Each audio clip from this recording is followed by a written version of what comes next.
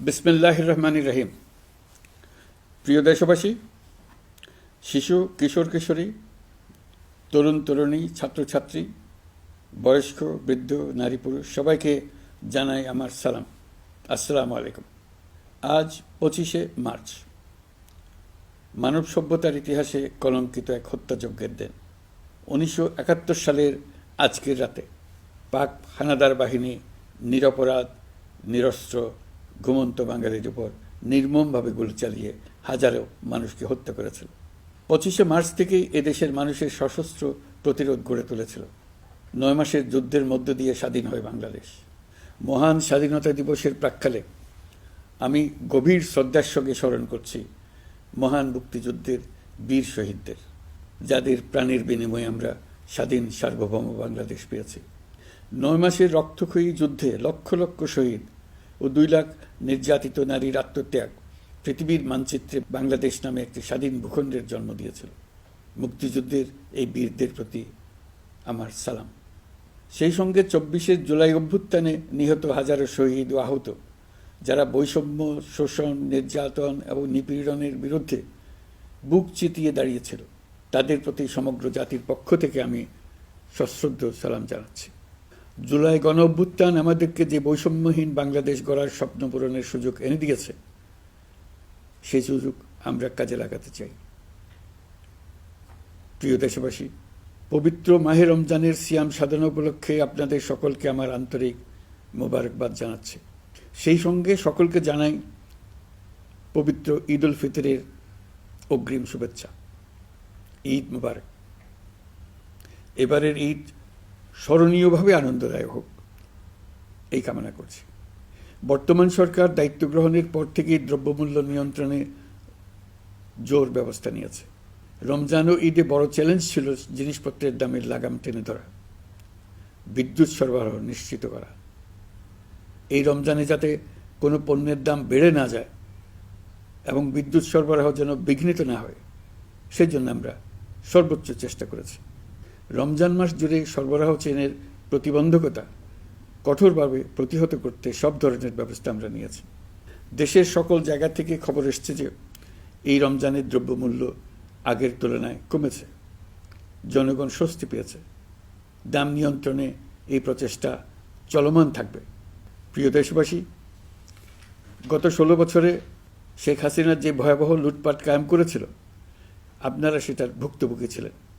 ছাত্র জনতার অভ্যুত্থানের মুখে তারা পালিয়ে যাবার সময় এক লণ্ডভণ্ড অর্থনীতি ঢেকে গেছে।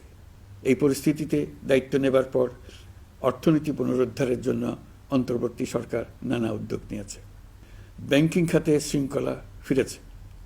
ক্রমান্বয়ে অর্থনীতির অপরাপর সুযোগগুলো ইতিবাচক ধারায় ফিরতে শুরু করেছে। এই সরকারের সবচেয়ে বড় চ্যালেঞ্জ মূল্যস্ফীতি। ফেব্রুয়ারিতে মূল্যস্ফীতি 9.32% নেমে এসছে, যা 22 মাসের মধ্যে সর্বনিম্ন।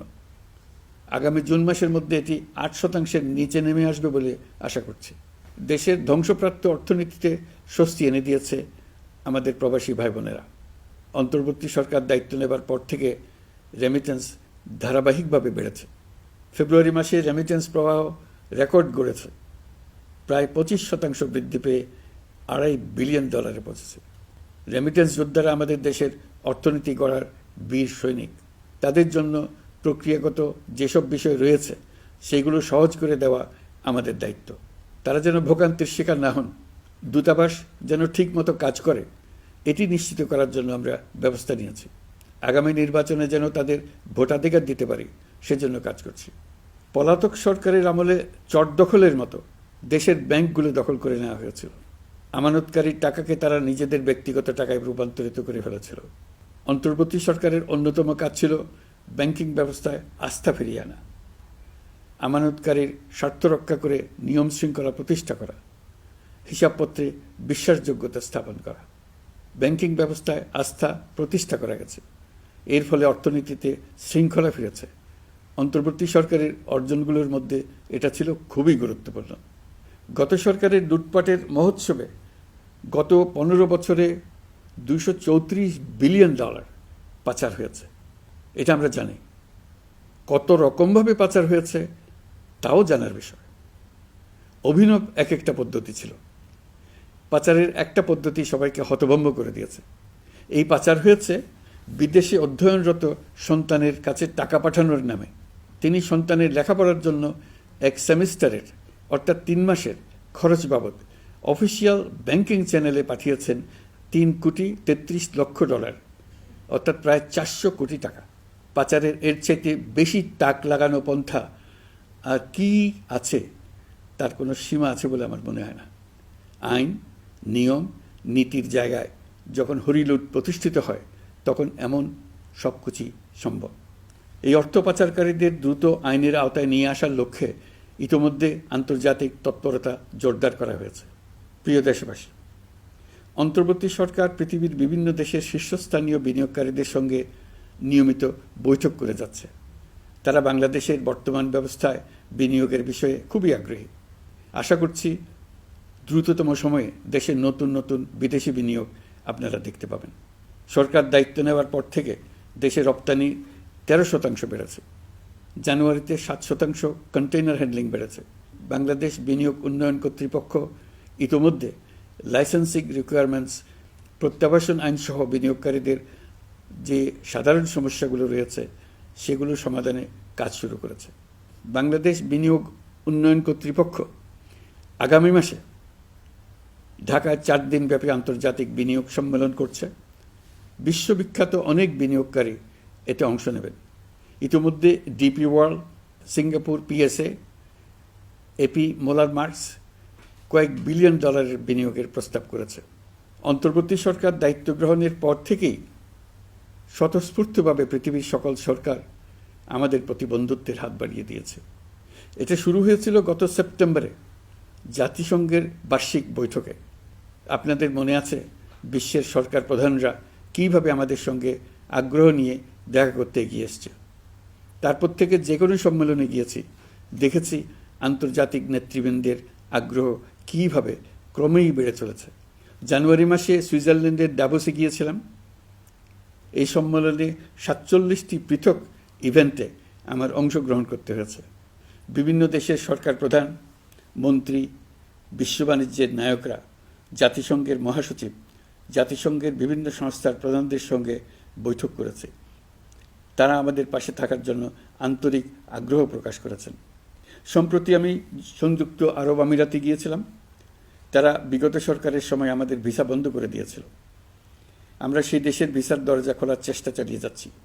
তারা আশ্বাস দিয়েছেন তাদের দিক থেকে সকল আনুষ্ঠানিকতা সম্পন্ন করে ভিসার দরজা উন্মুক্ত করবেন। আমি আশা করছি সেটা দ্রুতই উন্মুক্ত হবে। আমি সংযুক্ত আরব আমিরাতকে আমাদের দেশে শিল্প কারখানা গড়ে তোলার জন্য একটি শিল্পাঞ্চল করার প্রস্তাব দিয়েছি। তারা এই বিষয়ে আগ্রহ জানিয়েছে। শিল্পাঞ্চলে 2টি কাজ দিয়ে তারা শুরু করবে, এই জন্য কথাবার্তা শুরু হয়েছে। প্রথমে মুসলিম বিশ্বে সরবরাহের জন্য একটি হালাল গোশত প্রক্রিয়াজাত করার কারখানা করবে। এরপর মৎস্য প্রক্রিয়াজাতকরণের জন্য কারখানা স্থাপন করবে। তারা আমাদের নতুন সামুদ্রিক বন্দর পরিচালনা করার জন্যও আগ্রহ জানিয়েছে। প্রিয় দেশবাসী, বিশ্ব মানচিত্রে বাংলাদেশকে অনন্য উচ্চতায় নিয়ে যাওয়া আমাদের অন্যতম লক্ষ্য। এই লক্ষ্যে আমরা আসিয়ানের সদস্য হিসেবে যোগদান করার বিষয়ে আগ্রহের কথা জানিয়েছি।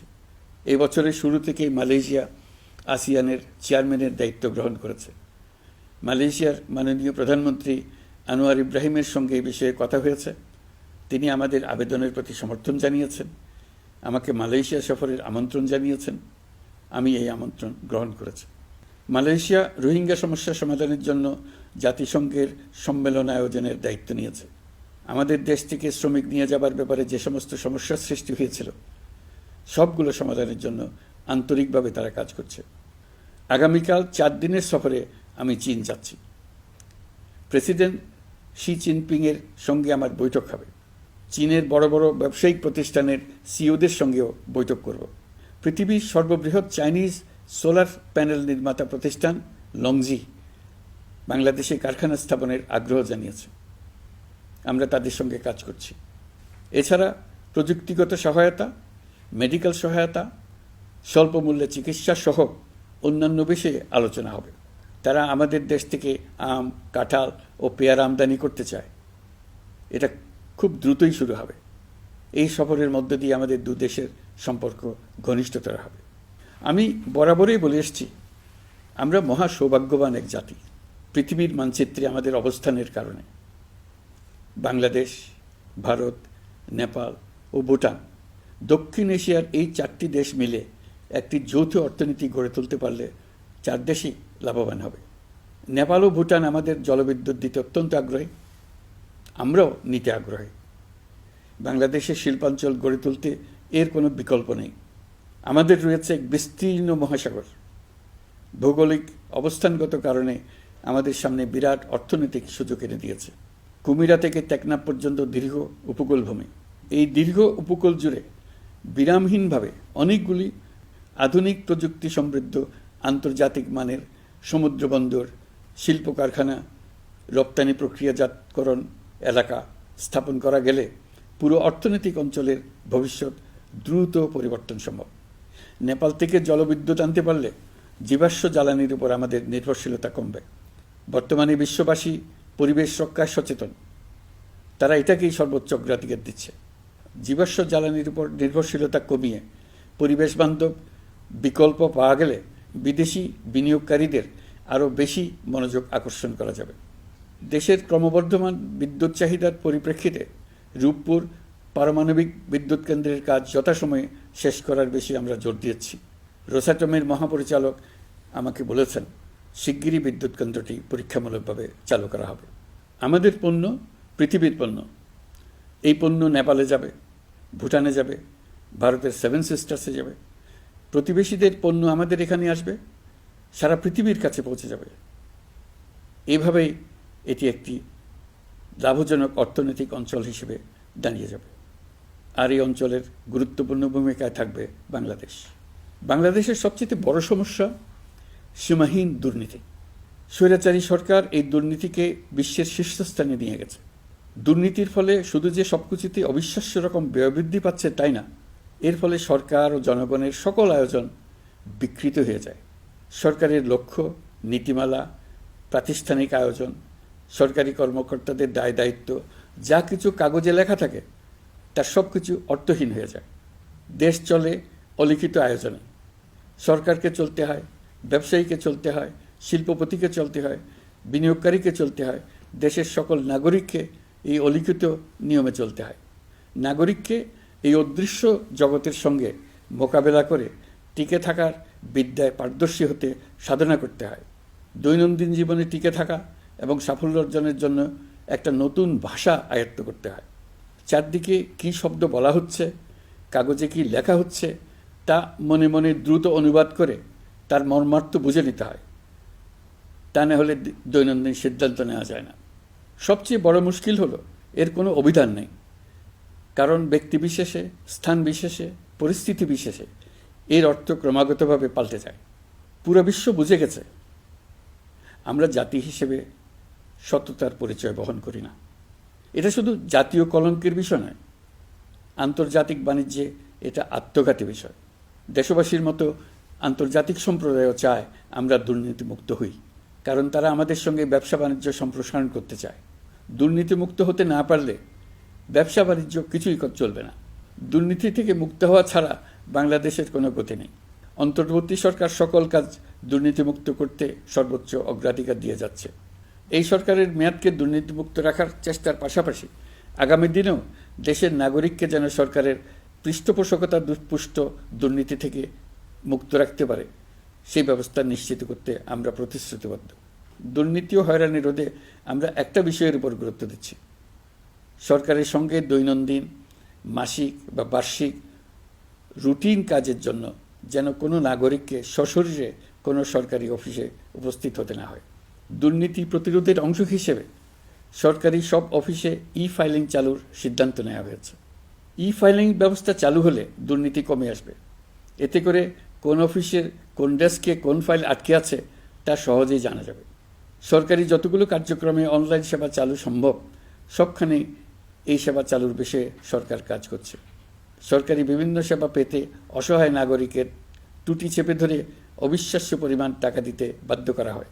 টাকার যে লেনদেন ও ভোগান্তির সম্মুখীন হতে হয় সেটা থেকে নাগরিকদের বাঁচানোর জন্য আমরা বদ্ধপরিকর। অনলাইনে সেবা পাওয়ার পদ্ধতিটি আরও কীভাবে সহজ করা যায় এই ব্যাপারে আমাদের কাছে পরামর্শ জানিয়ে লিখুন, ইমেল করুন। আপনি বা আপনার পরিবারের যে কেউ এই সেবা বাণিজ্যিকভাবে দিতে চাইলে প্রশিক্ষণ গ্রহণ করে পৃথিবীর যে কোনো স্থান থেকে এই সেবা দিতে পারবেন। বিগত সরকারের আমলে ভিন্নমতকে দমন করার জন্য মিথ্যা মামলাকে হাতিয়ার হিসেবে বেছে নেওয়া হয়েছিল। বিভিন্ন পর্যায়ে যাচাই বাছাই করে আমরা এইসব হয়রানিমূলক মামলা প্রত্যাহারের উদ্যোগ নিয়েছি। গত ফ্যাসিস্ট সরকারের সময় দায়ের করা রাজনৈতিক হয়রানিমূলক মামলাগুলোর মধ্যে সারা দেশে পর্যন্ত ৬,২৯৫টি মামলা প্রত্যাহারের সুপারিশ করা হয়েছে। অন্যান্য সকল হয়রানিমূলক মামলাও ক্রমান্বয়ে প্রত্যাহার করা হচ্ছে। এছাড়া এ পর্যন্ত সাইবার সিকিউরিটি আইনের অধীনে বিচারাধীন স্পিচ অফেন্স সংক্রান্ত ৪১৩টি মামলা প্রত্যাহার করা হয়েছে। এই আইনটি অবিলম্বে বাতিল করে নাগরিক বান্ধব সাইবার সুরক্ষা আইন করা হচ্ছে। মানুষের ভোগান্তি রোধেও আমরা আইনগত পদক্ষেপ নিচ্ছি। জিডি করার সময় স্বাক্ষর দেওয়ার জন্য এখন আর থানায় যাওয়ার প্রয়োজন নাই, এটা অনলাইনেই করা যাবে। এই ব্যাপারে প্রয়োজনীয় নির্দেশ দেওয়া হয়েছে। পাওয়ার অব অ্যাটর্নি বিধিমালা সংশোধনীর মাধ্যমে প্রবাসী বাংলাদেশিদের হয়রানি লাঘব করা হয়েছে। সংশোধিত বিধিমালার আলোকে বাংলাদেশি পাসপোর্ট না থাকলেও বাংলাদেশি বংশোদ্ভূত ব্যক্তির পাসপোর্টে নো ভিসা রিকোয়ার্ড স্টিকার থাকলে কিংবা জন্মসনদ বা জাতীয় পরিচয়পত্র থাকলেই তিনি বিদেশ থেকে পাওয়ার অব অ্যাটর্নি সম্পাদন করতে পারবেন। সরকারি সিদ্ধান্ত ও প্রয়োজনীয় ব্যবস্থা নেওয়ার পর বিমানের টিকিট কেনার পুরো প্রক্রিয়াটি অনলাইনে নিয়ে যাওয়ার ফলে বিমানের টিকিটের দাম শতকরা ৫০ থেকে ৭৫% কমে গেছে। বিশেষ করে মধ্যপ্রাচ্যের প্রবাসী ভাই বোনেরা এতে করে স্বস্তি পাচ্ছেন। অন্যান্য এয়ারলাইনের টিকিটের দামও কমে গেছে। নাগরিকদের হয়রানিমুক্ত ও দুর্নীতিমুক্ত সেবা প্রদানের জন্য সরকার ভূমি সেবা ডিজিটালাইজ করার উদ্যোগ নিয়েছে। এর অংশ হিসেবে ভূমি মন্ত্রণালয় অনলাইনে ঘরে বসেই জমির খাজনা প্রদান, নামজারি, জমা খারিজ, খতিয়ান বা পর্চা সার্টিফাইড কপি, মৌজা ম্যাপ বা নকশা প্রদানের কার্যক্রম শুরু করেছে। এই পদ্ধতিতে ভোগান্তি, অস্বচ্ছতা ও দুর্নীতির অবসান হবে। বর্তমানে সারা দেশে পরীক্ষামূলকভাবে এই কার্যক্রম চালু হয়েছে। এগুলোকে ক্রমান্বয়ে আরও জনবান্ধব করে স্থায়ী রূপ দেওয়া হবে। এর লক্ষ্য হবে ক্রমাগতভাবে এই সকল দায়িত্ব সরকারের হাত থেকে নিয়ে সেবাদানকারী ব্যক্তি বা প্রতিষ্ঠানের কাছে ছেড়ে দেওয়া। গ্রামের স্কুল কলেজ পাশ করা ছেলেমেয়েরা, গৃহিণীরা ঘরে বসে সারা দেশে এই সেবা দান করবে এবং অনেকে তাদের কৃতিত্বের জন্য প্রসিদ্ধ হয়ে পড়বে। তারা সারা দেশের গ্রাহকদের সেবা নিজের গ্রাম থেকেই প্রদান করবে। রাজস্ব সংস্কার কমিশনের সুপারিশ অনুসারে জাতীয় রাজস্ব বোর্ড বিলুপ্ত করার সিদ্ধান্ত নেওয়া হয়েছে। এর জায়গায় দুটি পৃথক বিভাগ করা হচ্ছে। একটি হলো নীতি প্রণয়ন বিভাগ বা জাতীয় রাজস্ব নীতি বোর্ড, অন্যটি বাস্তবায়ন বিভাগ বা জাতীয় রাজস্ব সংগ্রহ বিভাগ। এর ফলে সরকারের পছন্দের ব্যক্তিরা হাজার হাজার কোটি টাকার রাজস্ব ফাঁকি দেওয়ার আর সুযোগ পাবে না। আমি আশা করি পরবর্তীতে যারা সরকারে আসবেন তারাও এই নীতি বহাল রাখবেন। এখনকার যুগ হলো প্রযুক্তির যুগ, সৃজনশীলতার যুগ। আমাদের দেশে ১৭ কোটি নারী পুরুষ, তার মধ্যে তরুণরা হলো বিপুলভাবে সংখ্যাগরিষ্ঠ। বাংলাদেশ মানব সম্পদের দিক থেকে ৮ম বৃহত্তম দেশ। একযোগে এই তরুণরা সৃজনশীলতা প্রকাশের সুযোগ পেলে বন্যার স্রোতের মতো আমাদের দেশ দ্রুত বেগে পৃথিবীর বাজারের মধ্যস্থানে চলে যাবে। এই বিপুল তরুণ গোষ্ঠীর সামনে থেকে পথের বাধা সরিয়ে দেওয়াই হলো আমাদের সরকারের প্রধান লক্ষ্য। প্রযুক্তি আমাদের জন্য সুযোগ সৃষ্টি করেছে, আমরা দ্রুত বেগে এই সুযোগ গ্রহণ করার কাজে নিজেদের নিয়োজিত করেছি। এমনভাবে আমরা প্রযুক্তি ব্যবহার করার কাজে নিয়োজিত হয়েছি যাতে নাগরিকের আঙ্গুলের ইশারায় সরকার তার সেবা নাগরিকের কাছে তাৎক্ষণিকভাবে হাজির করে। তা নিশ্চিত করার জন্য আমরা সেই সেবা দিতে চাই প্রযুক্তির মাধ্যমে, সরকারি অফিসের মাধ্যমে নয়। ইতিমধ্যে পাসপোর্ট পেতে পুলিশ ভেরিফিকেশনের নিয়ম আমরা বাতিল করে দিয়েছি। এর ফলে বর্তমানে নাগরিকরা আগের চাইতে সহজভাবে পাসপোর্ট সেবা পাচ্ছেন। পুলিশ রিপোর্ট প্রাপ্তির নিয়ম বাতিল করার পর এই পর্যন্ত ৭০,০০০ নতুন পাসপোর্ট, যা বহুকাল ধরে পুলিশ রিপোর্ট আসার অপেক্ষায় আটকে ছিল, তা দ্রুত আবেদনকারীদের হাতে পৌঁছে দেওয়া হয়েছে। পাসপোর্ট প্রাপ্তি সহজ করার জন্য আমরা পুরনো পদ্ধতি বাতিল করে ইলেকট্রনিক পাসপোর্ট প্রচলন শুরু করেছি। এর ফলে দ্রুত পাসপোর্ট দেওয়া সম্ভব হচ্ছে। দেশের অভ্যন্তরে পাসপোর্ট হোম ডেলিভারি দেওয়া সম্ভব হচ্ছে। আগামীতে সকলেই ঘরে বসে পাসপোর্ট পাবেন, এটা নিশ্চিত করার চেষ্টা করছে।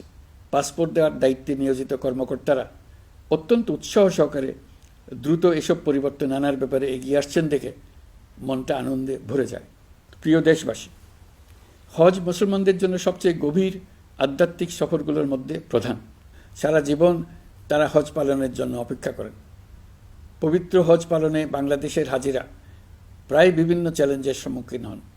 ভাষাগত বাধা, স্বাস্থ্য ঝুঁকি, অতিরিক্ত ভিড়, প্রশাসনিক জটিলতা এবং লজিস্টিক সমস্যা সহ নানা অসুবিধা।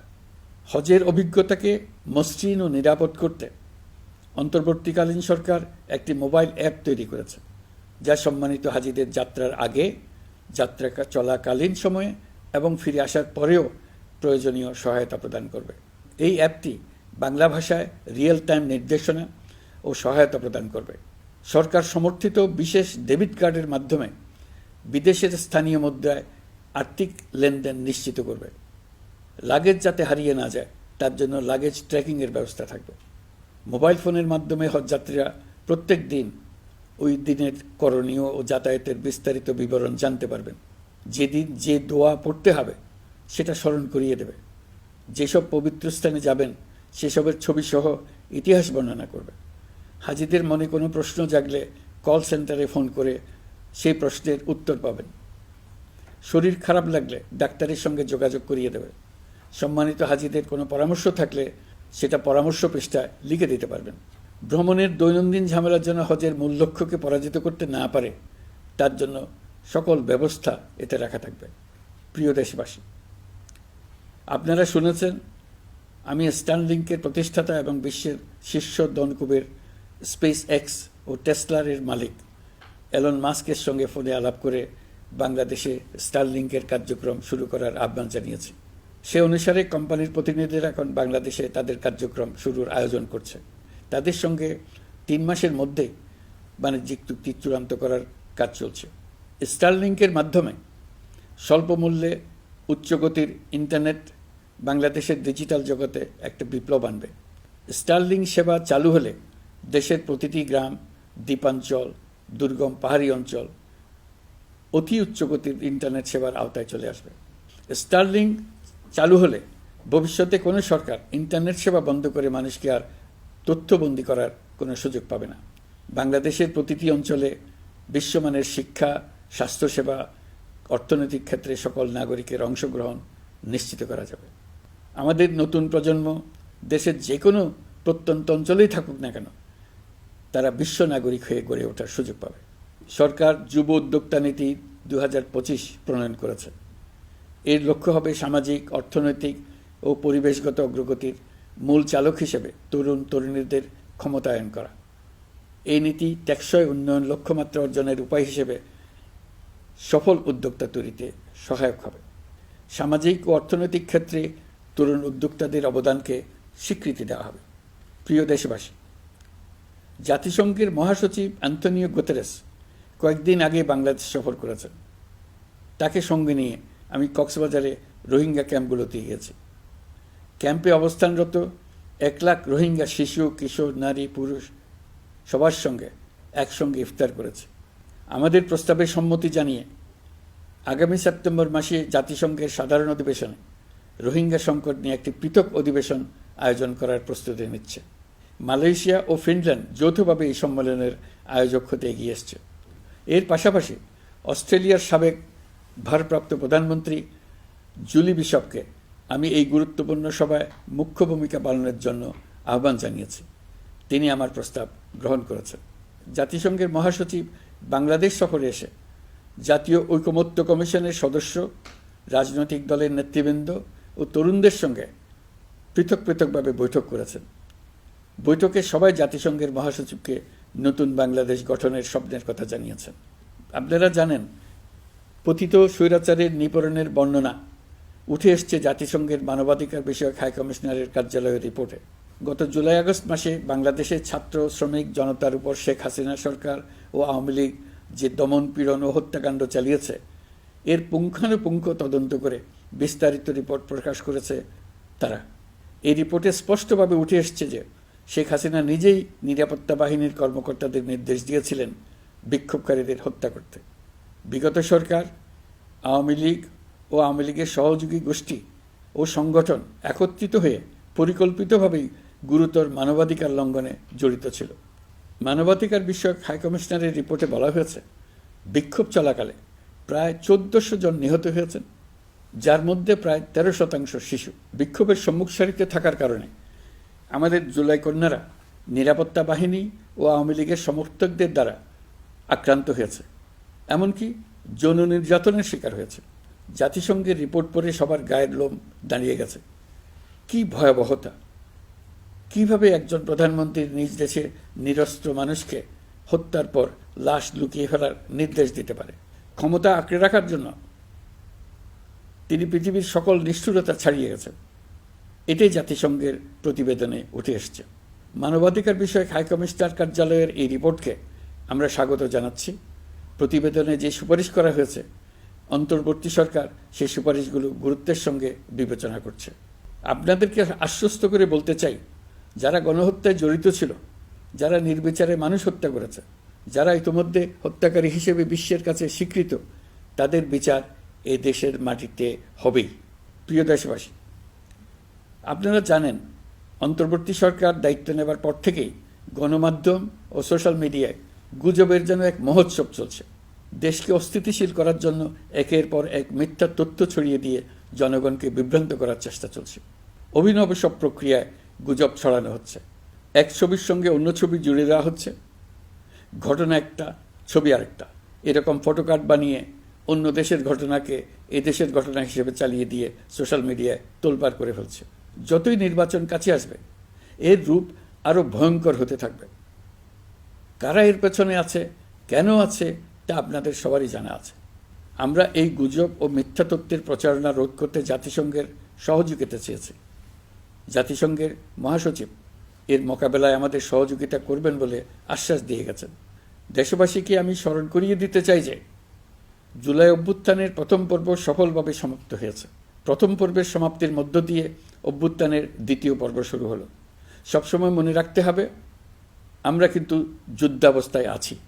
গুজব হলো এই জুলাই অভ্যুত্থানের বিরুদ্ধে পরাজিত শক্তির মস্ত বড় হাতিয়ার।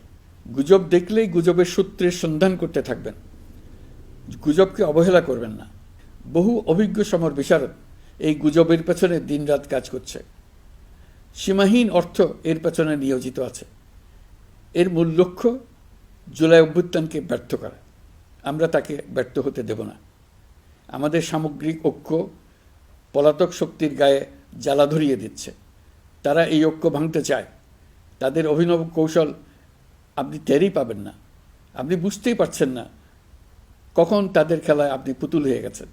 আমাদের সচেতনতা এবং সামগ্রিক ঐক্য দিয়েই এই গুজবকে রুখতে হবে। পলাতক অপশক্তির ষড়যন্ত্রকে ব্যর্থ করে দিতে হবে। প্রিয় দেশবাসী, আপনারা জানেন, ইতিমধ্যে জাতীয় ঐকমত্য কমিশন তাদের কাজ শুরু করেছে। 6টি সংস্কার কমিশনের 166টি সুপারিশ ও পূর্ণাঙ্গ প্রতিবেদন সহ 38টি রাজনৈতিক দলের কাছে চিঠি দেওয়া হয়েছে। ইতিমধ্যে রাজনৈতিক দলগুলোর সঙ্গে বৈঠক শুরু হয়েছে। দেশের রাজনৈতিক দলগুলো খুবই ইতিবাচকভাবে সংস্কার কাজে সাড়া দিয়েছেন। তাদের মতামত তুলে ধরছেন। কোন রাজনৈতিক দল কোন কোন সংস্কার প্রস্তাবে একমত হয়েছেন, কোনটিতে দ্বিমত হয়েছেন, সেসব তারা জানাচ্ছেন। এটা আমাদের জাতির জন্য অত্যন্ত সুখকর বিষয় যে প্রতিটি রাজনৈতিক দল সংস্কারের পক্ষে মত দিচ্ছেন। ঐকমত্য কমিশনের মাধ্যমে সকল রাজনৈতিক দলের মতামত নেওয়ার কাজ এখন চলমান আছে। কমিশনের লক্ষ্য যে সকল বিষয়ে রাজনৈতিক দলগুলো একমত হবেন সেগুলো চিহ্নিত করা এবং তার একটা তালিকা প্রস্তুত করা। যে সকল দল এতে একমত হয়েছেন তাদের স্বাক্ষর নেওয়া। এই তালিকাটাই হবে জুলাই চার্টার বা জুলাই সনদ। আমাদের দায়িত্ব জাতির সামনে পুরো প্রক্রিয়াটা স্বচ্ছভাবে তুলে ধরা এবং প্রক্রিয়া শেষে নির্বাচনের আয়োজন করা। নির্বাচনের ব্যাপারে আমি আগেও বলেছি, আবারও বলছি, এবছর ডিসেম্বর থেকে আগামী বছরের জুনের মধ্যে নির্বাচন হবে। আমরা চাই আগামী নির্বাচনটি বাংলাদেশের ইতিহাসে সবচেয়ে অবাধ, সুষ্ঠু ও গ্রহণযোগ্য নির্বাচন হবে। এই জন্য নির্বাচন কমিশন সব ধরনের প্রস্তুতি নিতে শুরু করেছে। রাজনৈতিক দলগুলো ব্যাপক উৎসাহ উদ্দীপনায় নির্বাচনের জন্য তৈরি হতে শুরু করবে বলে আশা করছি। প্রিয় নাগরিকবৃন্দ, আমাদের দেশের নারীরা দীর্ঘ আন্দোলনের মাধ্যমে বহু বছর ধরে অনেক বাধা পেরিয়ে একটু একটু করে সামনে এগিয়ে যাচ্ছে। স্বাধীনতার 54 বছর পরেও এদেশের নারীরা অর্থনৈতিক, রাজনৈতিক, সামাজিক বৈষম্যের শিকার। বাংলাদেশের ইতিহাসে এখন পর্যন্ত যত আন্দোলন সংগ্রাম হয়েছে তার মধ্যে জুলাই গণ অভ্যুত্থানে নারীদের অংশগ্রহণ ছিল সবচেয়ে বেশি। গণ অভ্যুত্থানে নারীরা দুঃসাহসিক ভূমিকা রেখেছে, পুরনোকে দূরে ঠেলে দিয়ে নতুনের ভিত্তি স্থাপনের প্রতিজ্ঞা নিয়েছে। তারা ব্যাপক সংস্কারের কথা বলেছে, সর্বত্র নারীদের ভূমিকা আরও জোরালো করার কথা বলেছে। আমি মনে করি জুলাই গণ অভ্যুত্থান বাংলাদেশের প্রেক্ষিত বদলে দিয়েছে। জুলাইয়ের পর নারীদের অবস্থান ইতিবাচকভাবে পরিবর্তন হবে, সেটাই আমরা চাই। আমরা বাংলাদেশ নিয়ে নতুন করে ভাবতে চাই, আর এই নতুন ভাবনায় নারীদের অবস্থান উচ্চতম পর্যায়ে অগ্রাধিকার পাক, সেটাই আমরা চাই। পরিবারের সকল সদস্য, পাড়া প্রতিবেশী, ধর্মীয় প্রতিষ্ঠান, স্কুল, আপনারা আপনাদের নিজ নিজ অবস্থান থেকে ছেলে শিশু ও মেয়ে শিশুর মধ্যে যেন কোনো বৈষম্য সৃষ্টি না হয় তা নিশ্চিত করুন। আসুন নতুন বাংলাদেশে সবাই মিলে শিশুদের জন্য সুস্থ পরিবেশ নিশ্চিত করি। জুলাই গণ অভ্যুত্থানে অংশ নেওয়া নারীরা তাদের অধিকার প্রতিষ্ঠার ব্যাপারে দৃঢ় প্রতিজ্ঞ। দেশে বিরাজমান বৈষম্যগুলো চিহ্নিত করে নারীর প্রতি সহিংসতা প্রতিরোধ ও বৈষম্য নিরসনে আমাদের প্রত্যেককে একসঙ্গে কাজ করতে হবে। নারীর প্রতি বিদ্বেষমূলক কথাবার্তা, নারীকে খাটো করে রাখার প্রবৃত্তি যারা ধারণ করে তাদের বিরুদ্ধে সামাজিক আন্দোলন গড়ে তোলা প্রয়োজন। আধুনিক প্রযুক্তি সকল প্রকার বাধা ভেঙে দেওয়ার মহাশক্তি আমাদেরকে দিয়েছে। সেই বাধা যত শক্তই হোক, যত উঁচুই হোক, সকল দূরত্ব গোছানোর জন্য প্রযুক্তিকে অবশ্যই যেন আমরা ব্যবহার করতে আরম্ভ করি। নারীদের সুরক্ষায় পুলিশ হটলাইন নম্বর চালু করেছে, সরকারের পক্ষ থেকে শর্ট কোড চালু করা হচ্ছে, কল টেকার হিসেবে শতভাগ নারী কর্মীদের নিয়োগ দেওয়া হচ্ছে যেন নির্দ্বিধায় কথা বলা যায়। নারী ও শিশু নির্যাতন দমন আইন সংশোধন হয়েছে, এসব মামলার তদন্ত ও বিচারের সময় কমিয়ে আনা হয়েছে, বিচার বিলম্বে বাধা দূর করা হচ্ছে। ঢাকার পাশাপাশি চট্টগ্রাম ও রাজশাহীতে ডিএনএ ল্যাব স্থাপনের কাজ চলছে। খুব দ্রুতই বিশেষ জুডিশিয়াল সার্ভিস কমিশনের মাধ্যমে নতুন অনেক বিচারক নিয়োগ দেওয়া হচ্ছে। ভিকটিম শিশুরা যাতে দ্রুত বিচার পায় সেজন্য আলাদাভাবে বিশেষ ট্রাইব্যুনাল স্থাপনের বিধান রাখা হয়েছে। দেশের সবার মতো আমি অত্যন্ত আনন্দিত যে এবার নারী ফুটবল টিম দক্ষিণ এশিয়া চ্যাম্পিয়ন হয়েছে। দেশ জুড়ে আয়োজিত তারুণ্যের উৎসব 2025-এ বিভিন্ন অঞ্চল থেকে 27,40,000 মেয়েরা প্রায় 3,000 খেলা ও সাংস্কৃতিক কর্মকাণ্ডে অংশগ্রহণ করেছে। উৎসবে দেশের সুবিধাবঞ্চিত ও সুবিধাপ্রাপ্ত অঞ্চল, প্রান্তিক জনগোষ্ঠী এবং 21টি নৃগোষ্ঠীর তরুণ তরুণী সহ সকলের সার্বজনীন অংশগ্রহণ ছিল। এই উৎসবের অন্যতম লক্ষ্য ছিল তরুণদের মধ্যে ঐক্য গড়ে তোলা, সহযোগিতার নীতি প্রচার এবং তাদেরকে উদ্যোক্তা হিসেবে গড়ে তোলা, যাতে করে তারা আত্মনির্ভর হতে পারে, দেশের সম্পদ হিসেবে গড়ে উঠতে পারে। আমরা তারুণ্যের এই উৎসব সারা বছর জুড়ে উদযাপন করার ঘোষণা দিয়েছি।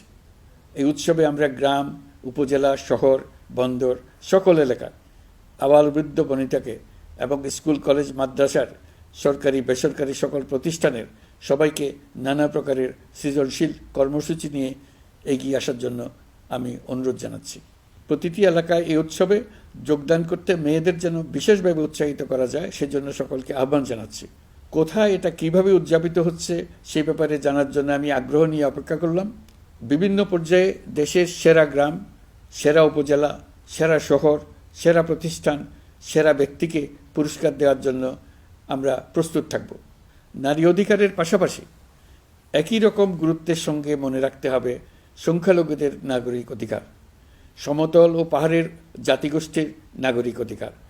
কারো কোনো নাগরিক অধিকারকে অবহেলা করলেই এই জাতির জন্য মহা সংকট সৃষ্টি হবে। নাগরিক হিসেবে আমরা কেউ যেন অন্য নাগরিকের অধিকার হরণের দায়ে অভিযুক্ত হতে না পারি, সেই ব্যাপারে আমাদের নিশ্চিত থাকতে হবে। তাহলেই সত্যিকার নতুন বাংলাদেশ জন্ম লাভ করবে।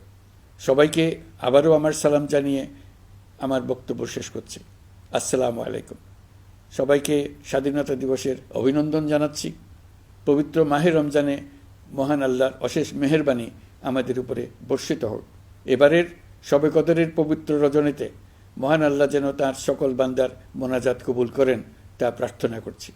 একই সঙ্গে পবিত্র ঈদে সকলকে জানাই ঈদ মোবারক। ঈদে পরিবার পরিজন নিয়ে নির্বিঘ্নে ও আনন্দ সহকারে নিজ নিজ বাড়ি যাবেন, আত্মীয় স্বজনের কবর জিয়ারত করবেন, গরিব পরিবারের খোঁজ খবর নেবেন, তাদের ভবিষ্যৎ ভালো করার জন্য চিন্তাভাবনা করবেন, আপনার সন্তানদের সঙ্গে তাদের পরিচয় করিয়ে দেবেন, এই কামনা করছি। ঈদের জামাতে দলমত নির্বিশেষে সবাই যেন পরাজিত শক্তির সকল প্ররোচনা সত্ত্বেও সুদৃঢ়ভাবে ঐক্যবদ্ধ থাকেন, সেজন্য আল্লাহর কাছে মোনাজাত করবেন, এই আহ্বান জানাচ্ছি। সকলের জীবন সার্থক হোক, আনন্দময় হোক। মহান আল্লাহ আমাদের সহায় হন। আল্লাহ হাফেজ।